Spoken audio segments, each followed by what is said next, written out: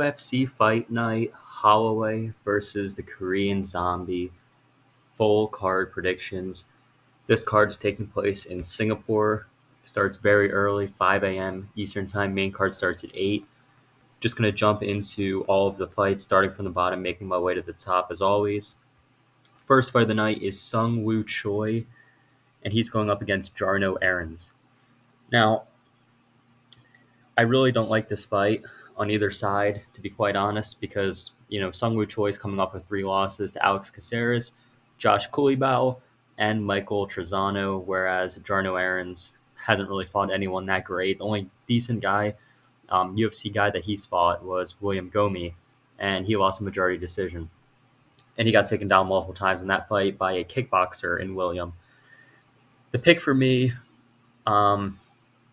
it's very I think this could go either way. I'm going to go with Sung Woo Choi just because he should be the better fighter. He should be the better grappler. I know he's been submitted before. He got submitted by Gavin Tucker. He got submitted by Alex Caceres.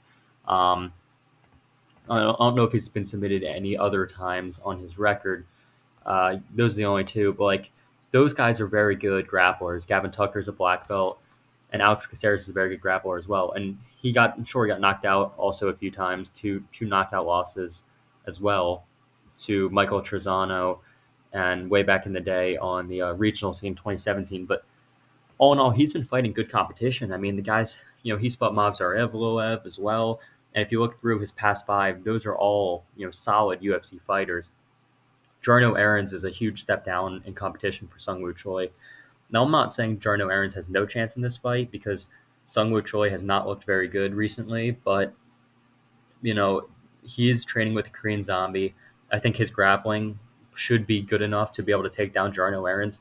Jarno Aarons gets taken down by a gust of wind. He always gets taken down. Something I noticed in his fights, he just gets taken down over and over and over. And it's just,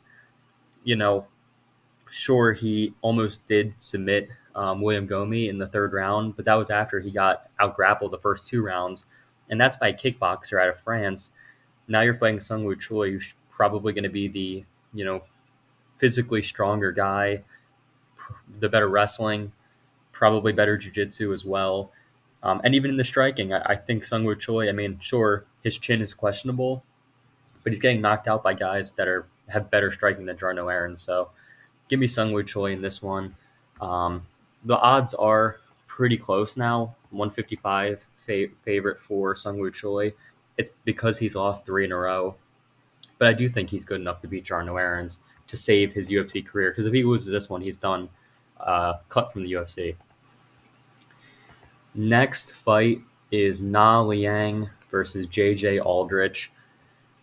Here I'm going to go with JJ Aldrich. That's a pretty clear one. I know JJ Aldrich has lost 2 fights in a row.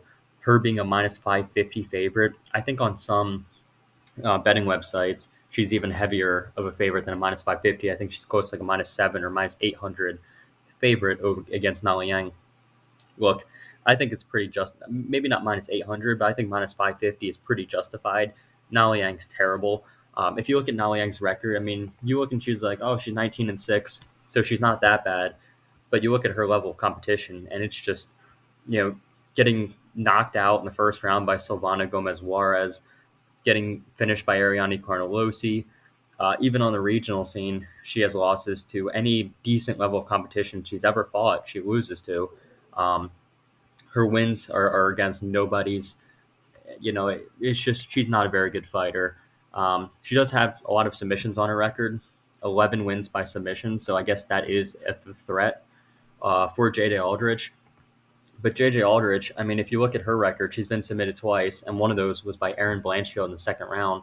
And she was defending a lot of the takedowns from Blanchfield early on. Got submitted by Jamie Moyle way back in 2015, and then submitted by Tatiana Suarez, who's one of the best in the division. Actually down at 115 now, but still. JJ Aldrich should be the better fighter than Na Liang. Pretty much she should be able to defend anything that Na Liang throws at her as far as any submissions. Keep this on the feet, just outstrike her. I know she's on a 2-fight losing streak, but if you look at who those are against, Blanchfield, I'll get to her later on in the video. I've been high on Blanchfield for a long time. That's not a bad loss to have. I mean, I know it's a standing guillotine, but like Erin Blanchfield's dangerous. Um, she beat Jillian Robertson, Vanessa Demopoulos, Courtney Casey before that. Her last fight, Ariane Lipsky, she was a heavy favorite, like minus 400, and she just completely just did not show up for that fight. As far as, she looked terrible. I don't think she's going to look terrible against Nala Yang. I think this should be a pretty easy fight for JJ Aldrich. Not much more to say there. So we will get into Yusaku Kinoshita taking on Billy Goff. Initially, I was on the side of Yusaku Kinoshita, okay? But what swayed me was the fact that Kinoshita, he fights well when he's the one that's dictating kind of the pace, what's going on in the fight. If his strikes can land and really hurt someone and put them away, if he's basically I don't want to say if he's the bully, but if he's the aggressor, if he's the one that's kind of controlling the pace, controlling the tempo of the fight, I think that's when he does well. But as we saw against Adam Fuggett, I know his name's Fugit, but I like just calling him Adam Fuggett. Against Adam Fuggett, he got finished in that fight in the first round because Adam took him down, out grappled him, um, landed some nasty ground and pound elbows, and finished the fight. And I don't know if Billy Goff's going to be able to do the same, but he is very dangerous. If he is a good grappler, and if he gets on top and starts raining down elbows, it could be game over for Yusaku Kinoshita. Now I do like the counter striking ability of Yusaku Kinoshita. I think Yusaku is he's improving. He is training out of Killcliff, which is one of the better gyms in the sport. So I do give him, that edge as far as him training out of a very good gym in comparison to Billy Goff. Billy Goff's not, I don't believe, is training out of a gym like Killcliff or American Top Team or anything like that. He's training out of a much smaller gym. So advantage there goes to Kinoshita. I did see pictures and videos of him sparring and training with Vicente Luque for Luque's last fight. So a lot of things to like about Kinoshita. He's I think he's a talented fighter. I really do. And I kind of, it's one of those things where it's like, I hate picking against someone that has the talent, someone that's only 23 years old and is improving, fighting out of a good gym. But just, if this was a pick 'em, or if this was, Kinoshita even as an underdog, maybe I'll be more tempted to pick him. But when Billy Goff's the underdog and he's the one that's going to probably be pushing the pace the entire fight, he's the one that's not, he's not, unless he gets knocked out, unless he gets slept here by Kinoshita, he's not going to break, he's not going to fold. He's going to keep coming forward, apply the pressure to Kinoshita, on Kinoshita, and look to get him out of there or stop him as the fight progresses. I'm not the first one to say early on Kinoshita should look pretty good, but as the fight wears on, I do think Billy Goff will start to take over, and I do think Billy Goff will be able to get it done using his high pace, mixing the wrestling, mixing the takedowns to get a win here over Yusaku Kinoshita. The next fight is Kenan Song versus Rolando Bedoya. I'm going with Rolando Bedoya. Bedoya, he is a shoot-to-box fighter. Diego Lima. Let me just say, those guys have been on a tear, an absolute tear lately. I know that, I don't want to say like that's the reason, just because the gym is the reason I'm picking them. But like, if you look at these guys that are fighting, training out of shoot-to-box, you got obviously Oliveira, who just had a win over Beneil Dariush. You have Elvis Brenner, Alan Nascimento, and the list goes on and on. You guys can look for yourselves, the people that train at Shoot to Box, and just see how well they've all been doing lately. Those guys, their fight style is, they're tough. If they get hit, they're going to keep coming forward, regardless if the guy that they're going up against has a lot of power or is very dangerous. In this case, Kenan Song. Kenan Song is very dangerous. He does possess a mean left hook, a left hook that dropped Ian Gary in their fight. And Ian Gary was hurt bad by Kenan Song. Kenan Song really, really rocked Ian Gary bad. But as we saw throughout the fight, Ian Gary was the much better fighter. He showed that he's levels ahead of Song, but he got a little bit cocky in there, a little bit arrogant, and got clipped for it. It's what happens in the sport. Sometimes you get a little bit, Some guys get a little bit too arrogant, too cocky, and they get dropped. Just part of the game. But for Song, he also got finished by Max Griffin early on. And looking at that fight, it's like, getting finished by Max Griffin. I know Max Griffin's a very dangerous fighter, but Rolando Bedoya, I don't know if Bedoya is going to be able to, finish Kenan Song early on or anything, but I do think he will be able to withstand anything that Song throws at him. I don't think Song has the, um, I don't want to say the cardio, but I'll say the output to be able to put up with a guy like Rolando Bedoya.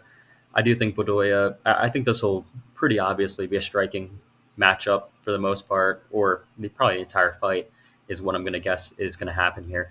And I think in this kind of striking fight, Rolando Bedoya is going to be the one that just lands more. Maybe Kenan Song has a moment or two where he rocks Bedoya, but Bedoya recovers, and either wins the round or survives the round. I'll say either 30-27 or 29-28 win for Rolando Bedoya. Training out of a good gym. So is Song. I know he's been putting in some work at Kill Cliff with actually Gary of all people, but no, I do like Rolando Bedoya. His first fight in the UFC against Chaos Williams, I looked and I was like, I thought this guy coming in was just, they were going to give Chaos Williams an easy win. I was like, this guy's fighting a bunch of regional level guys. Chaos Williams is, he's a UFC caliber fighter. And he went in there and arguably, in my opinion, I think he beat Chaos Williams. I think he beat Chaos Williams. He landed a lot of strikes. He was, circling around well. He actually utilized very good, head movement and didn't get hit by too many big bombs by Cass Williams. So I think he can do the same here against Kenan Song and pull out a win. Next fight is Chidi and Njokuani versus Mikhail Olegzaychek.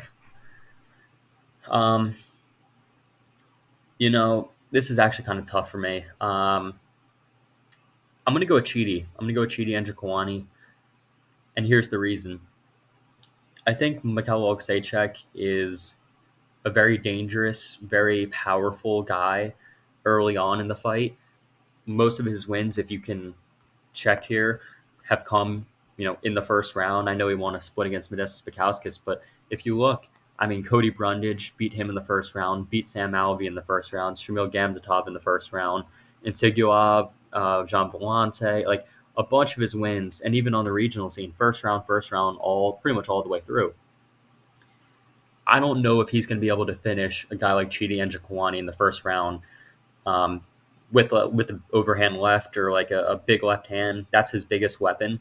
I think Chidi knows that's going to be his biggest weapon. Mikhail Olegzaychek loves throwing that left hand, and he does have, as I mentioned, he has a ton of power behind that thing. That when he throws that thing, it's dangerous. Like you don't want to get hit by Olegzaychek's left hand, but if you can, stay composed and not get in a firefight with Mikhail, I think you can beat him. And it was shown by Kyle Baralio. He didn't, he stayed patient, ended up finding the submission. Dustin Jacoby beat him over 3. And I think if Dustin Jacoby can, and, I understand Dustin Jacoby is a very good kickboxer.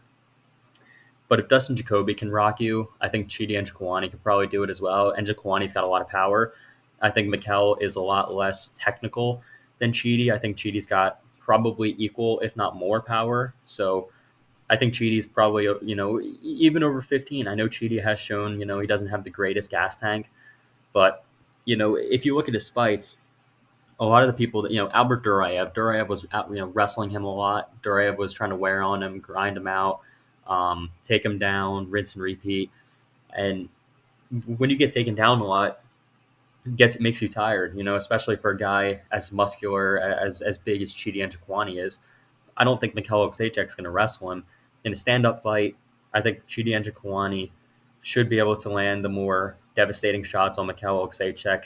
This is probably going to be a banger of a fight. I predict this to be a very fun scrap, but I think Chidi Njokuani, and this is probably, for his job, I would imagine. I would imagine if he loses this, he's probably on the verge of being cut, or at least like very close to getting cut.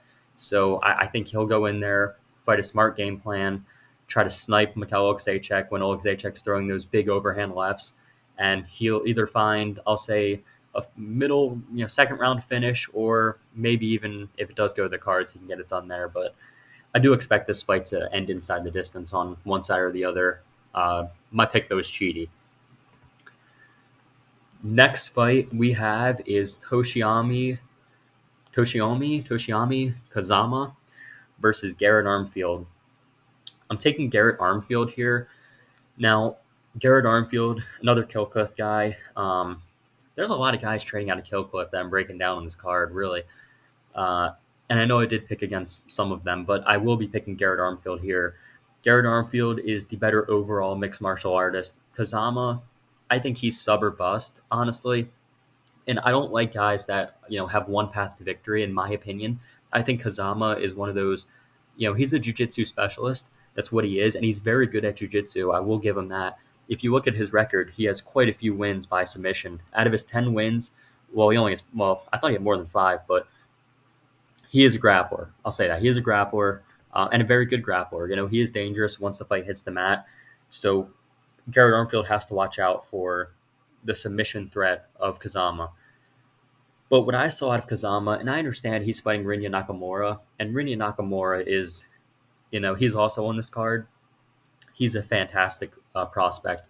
I think he's Japan's top prospect, and it's not even close in my opinion. Just looking at Rinya Nakamura, I think you guys probably know, who I'm going to pick in the Nakamura and Fernie Garcia fight already. But no, like when you look at Nakamura, he is legitimate. He's good everywhere, and Kazama had no shot in that fight. Kazama can't really strike well. He doesn't have good wrestling, you know, and he couldn't. There's nothing he could do. He got slept bad, and I mean, he got put out cold, out flatlined um, by Rennie Nakamura in their fight. I don't know if Garrett Armfield has that same explosive ability. I don't think he does. I don't think Garrett Armfield is the same athlete, the same, you know, quick twitch, powerful, beats you to the punch kind of guy as Rennie Nakamura. But I do think Garrett Armfield is well rounded enough to be able to beat a Kazama here. And the odds are really close. I don't understand. Maybe I could look stupid and if Kazama goes out there and submits Garrett Armfield, but I just don't. I don't like Kazama striking. Like it doesn't impress me. Garrett Armfield actually had a very competitive fight with David Onama until he ended up getting submitted, which is I guess why the line is so close, why he's only a slight favorite and not a bigger favorite.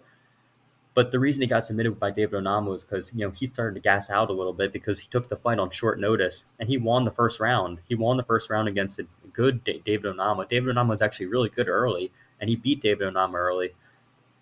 Ran out of gas, got submitted in the second.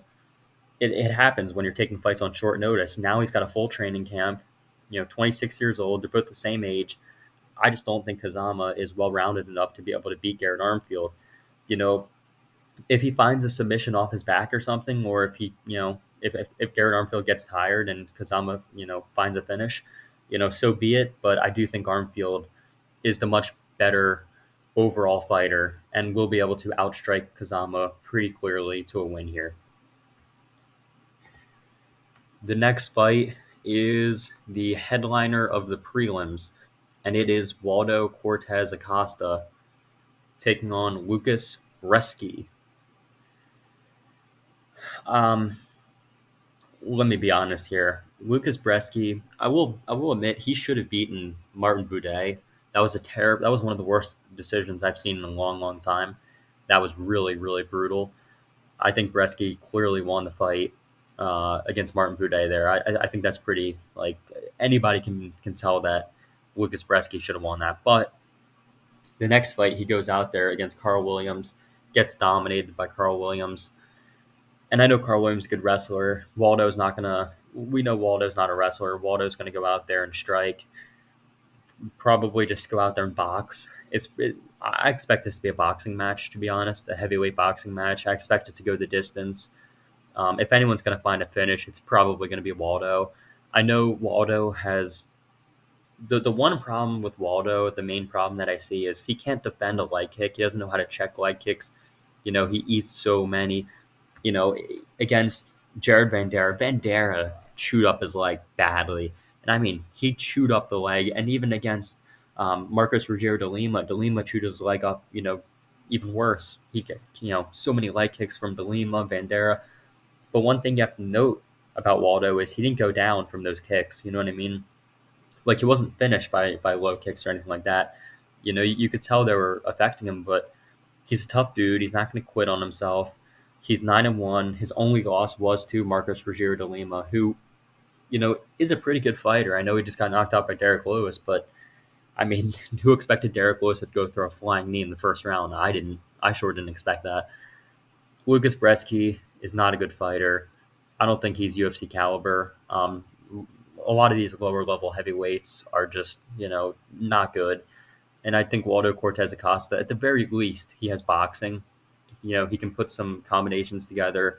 He's got pretty quick hands for a heavyweight compared to Lucas Bresky. I think Bresky's slower, and I just think it's going to be a boxing match.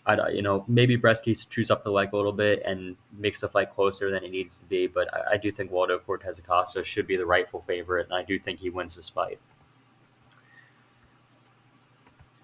Opener of the main card. We have Junior Tafa taking on Parker Porter. I'll say this, I picked correctly on Parker Porter in his last fight.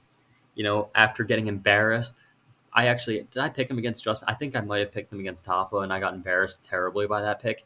I thought he was going to wrestle. By the way, that's the brother of Junior Tafa. So I thought he was going to wrestle in that fight. I thought he was going to try to, you know, engage in the grappling because that's a smart game plan. But instead of doing that, he decides to just go out there and slug it out with a guy like Justin Tafa, who has massive power, and guess what? He gets slept. Just low fight IQ. And then I actually picked him again. I picked him against Braxton Smith, and he won that fight. I know a lot of people were heavy on Braxton. A lot of people were saying, Braxton's going to win this fight. Braxton. People were all over Braxton.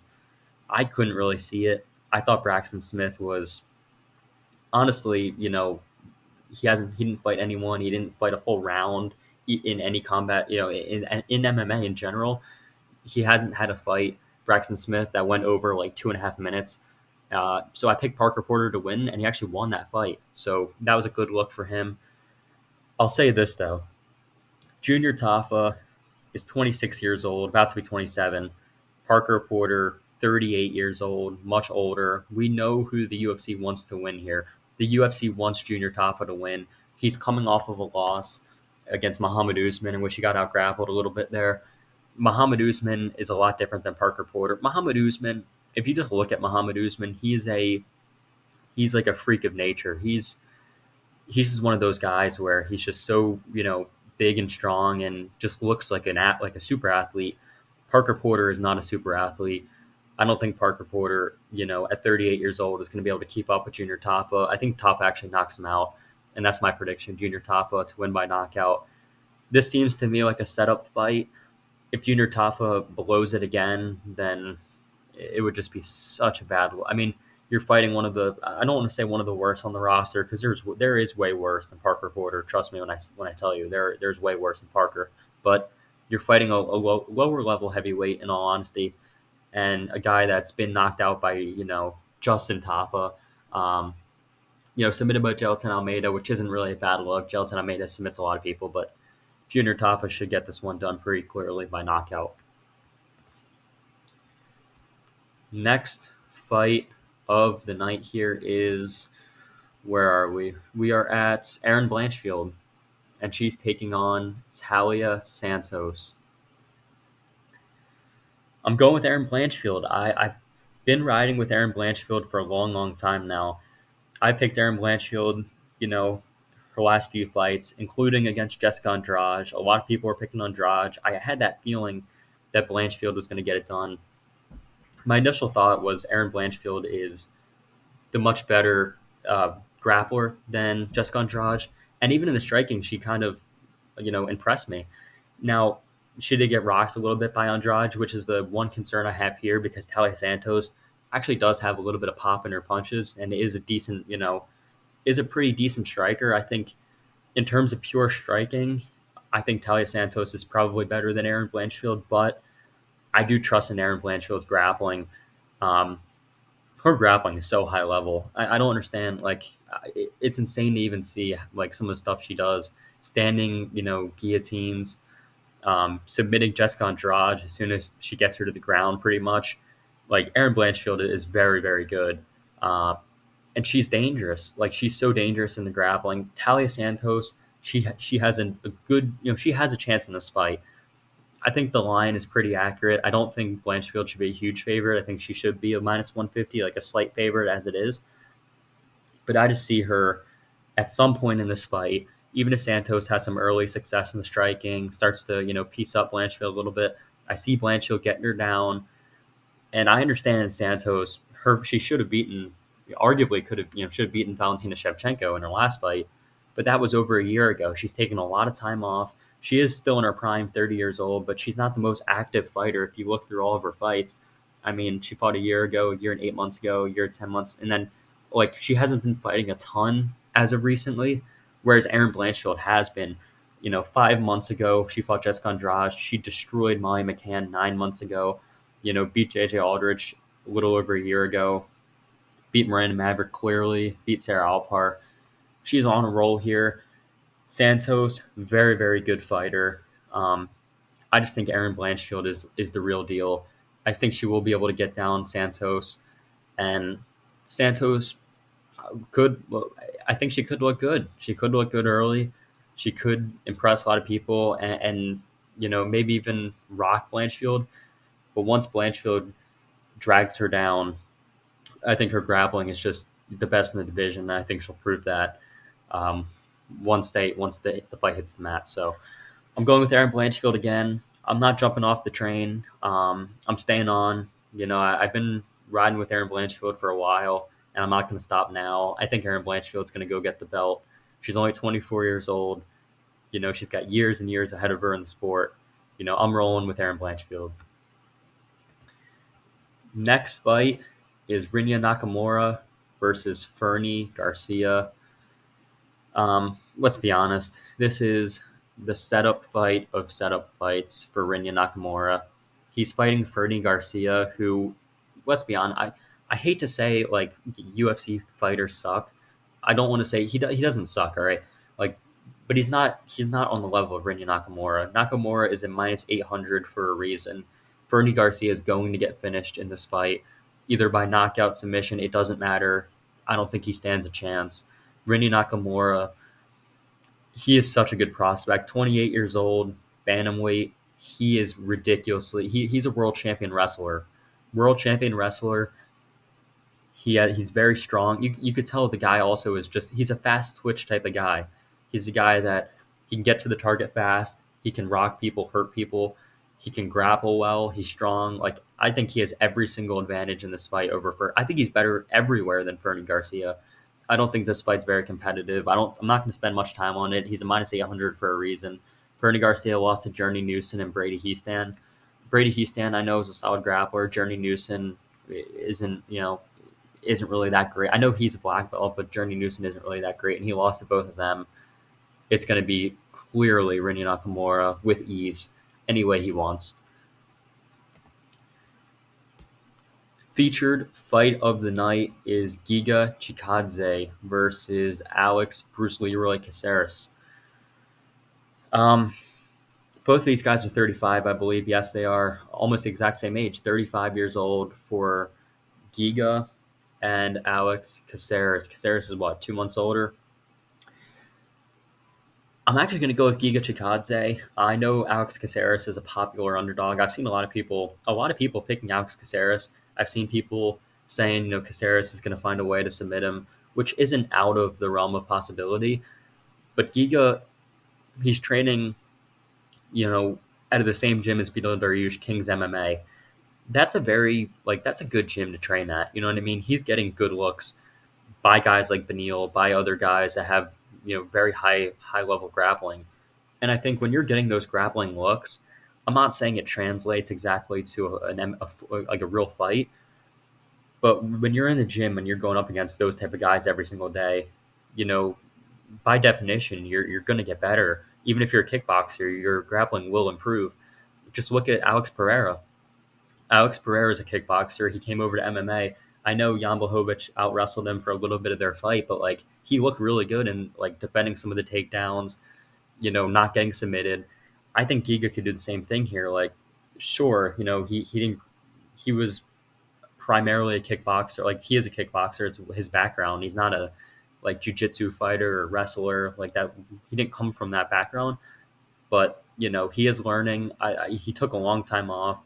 I think he's healed up plenty by now. He's taken like over a year off, a year and 6 months. So he's taken a long time off after the beating he received um, by Calvin Kattar. He got beat up terribly by Calvin. But Calvin Kattar is such like he's a different level than Alex Caceres. Calvin Kattar is a much better striker than Alex Caceres is.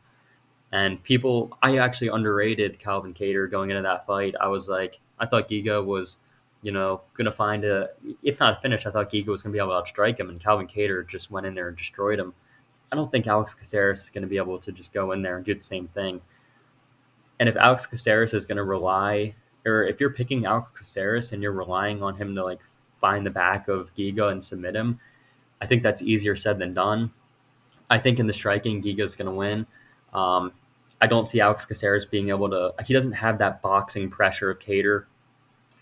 That's like the weakness of Giga. If you get in his face and box him like Kattar did, like he doesn't respond that well to Cater's throwing elbows and stuff. Like he was beating up Giga bad. I don't see Alex Caceres being able to do that. Caceres likes staying at range, picking away, or like he likes throwing high kicks. Like he doesn't. I don't think Caceres has that style to beat a Giga on the feet. And if this does stay in the striking, I think Giga is going to pick him apart and win the striking exchanges en route to either a decision or maybe even finds the Giga kick, the left kick to the liver. So I'm going to go with Giga Chikadze to get this one done. It took a long time off, but I still believe in Giga's, at least in this fight. Co-main event of the evening, we have Anthony Lionheart Smith taking on Ryan Superman Spann.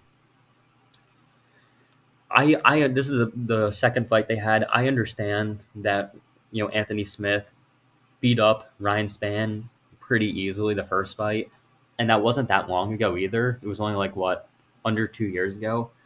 I understand that. I understand Anthony Smith made it look easy in the first fight they had, and I could look stupid. I could look so stupid for picking Ryan Spann here, but I just think Anthony Smith is done. I don't like picking fighters that I think are done. If somebody's mentally checked out, I'm not going to pick them to win unless they're fighting like a really, really low level fighter.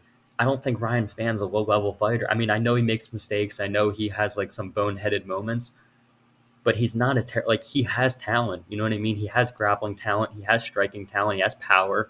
He makes some stupid mistakes, but he can definitely if Anthony Smith comes in here thinking it's going to be an easy win, and he's not really like training hard, and he thinks he's just coming in for the paycheck. Ryan Spann could definitely clip him and hurt him or finish him. I think there's a possibility that happens. Like I said, I don't like picking fighters that are mentally checked out, and that's just what it comes down to. I think Anthony Smith is checked out. I'm going with Ryan Superman Spann. If the fight carries on later into if it gets out of the first round, I would probably say, what, it's a bad pick. I would admit it's a bad pick if Anthony Smith goes out there and just beats him up again. But no two fights ever play out the same. We've seen, I don't know. There's countless examples. I mean, Gaethje Poirier. Poirier wins the first one. Gaethje comes in there and head kicks him and wins the second one. Like, there's so many rematches that are completely different than the first one. Bilal Muhammad versus Vicente Luque. Perfect example. Vicente Luque went out there in the first fight, and Luque knocked out Bilal Muhammad. Second fight, Bilal Muhammad goes out there and easily beats Vicente Luque over five. Not easily, but he beats him over 5 rounds pretty clearly. So, again, it's not the craziest thing in the world that Anthony Smith can win. He already did it once, but I just think Ryan Spann is the more motivated fighter. I think Smith is checked out. I think he's done. I think this could be his last fight or one of his last fights. I'm going with Ryan Spann to get it done. And lastly, we have the main event of the evening, and it is Max Blessed Holloway taking on the Korean Zombie. I'm sorry, Korean Zombie, but Max Holloway is I Max Holloway is going to win this fight. I think we all know that. I think we all can kind of see. Excuse me. I think we all can kind of see what's going to happen here. I think we all can see that Max Holloway is going to badly hurt Korean Zombie. I don't want to see Korean Zombie you know get 500 punches landed on him over the course of the fight. Like I just don't. He's taken a lot of damage already. It just wouldn't be fun to watch that. But come on, guys, we just have to be honest here. Max Holloway's going to win this fight, and he's going to win it pretty clearly. He could even finish. I think there's a very realistic chance he finishes the Korean Zombie.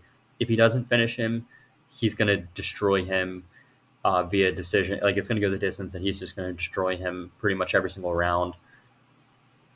There's not much more to say about it. I mean, Max Holloway's he's still like 31 years old. Korean Zombie's 36. He's talking about retirement. This is his last fight. You know, when people talk about retirement, it never ends well, especially when you're fighting Max Holloway, a guy that wants to get back to the belt, a guy that's going to go out there and style on you and throw 500 punches and around like he the volume that Max Holloway can bring is crazy. He just went out there and beat Arnold Allen, and Arnold Allen was a surging contender. Now he's fighting a guy like Korean Zombie. It's not going to be good.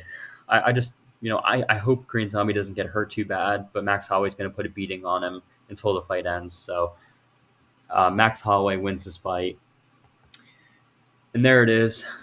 UFC Fight Night, Holloway versus Korean Zombie. Very early start to the card, but a lot of good fights in the card. A lot of prospects to look out for. Some of the some older guys as well, like Giga, um, that could do pretty well. I think as well. So Aaron Blanchfield, of course. Either way, thank you guys very much for watching, and I will see you in the next one.